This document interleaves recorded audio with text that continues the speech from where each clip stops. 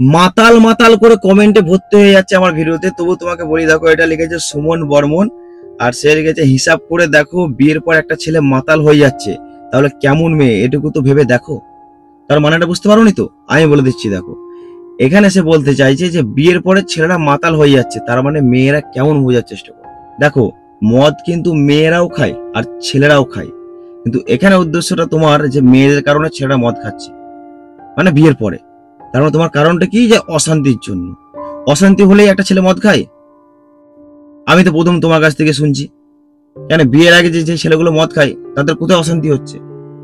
মদটা এখন মানুষ নেশায় পরিণত করেছে।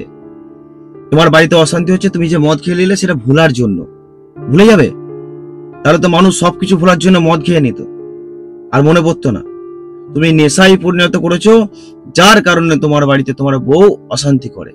দেখো, নেশা করলে কিন্তু প্রচুর অস্বস্তি বোধ হয় যে তোমার পাশে থাকে।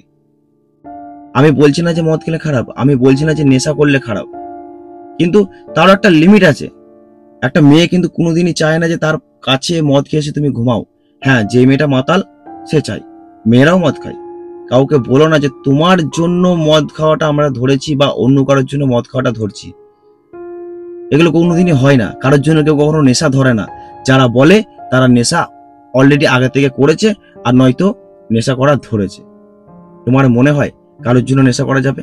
আজ পর্যন্ত আমি কখনো নেশা করিনি, আমার কাছে একটা কোনো নেশা কেউ প্রমাণ দেখাতে পারবে না যে আমি নেশা করেছি বলে। আর তুমি তোমার বউয়ের কাছেই খারাপ হয়ে যাচ্ছ। যখন নিজের বউয়ের কাছে, নিজের মায়ের কাছে, নিজের সন্তানদের কাছে, কারো কাছে তুমি ভালো হতে পারবে না, তাহলে তুমি কিসের পুরুষ মানুষ? পুরুষ মানুষ মানে সারা জীবন অ্যাডজাস্ট করে চলছো, এটা পুরুষ মানুষ না। অ্যাডজাস্ট করে কার কাছে ভালো হয় যায় সেটা হচ্ছে পুরুষ মানুষ। মদ খেয়ে এসে উদুমকা কেলিয়ে দেবো, সেটা কিন্তু পুরুষ মানুষ না। যাই হোক, রাগ করো না আমার কথাটা। আমি কিন্তু নেশা করা মানুষকে খারাপ বলছি না। আমি বলতে চাইছি পরিবারটাকে বাঁচানোর চেষ্টা করো, যারা তোমার ওপর নির্ভরশীল, আর কারোর ওপর না।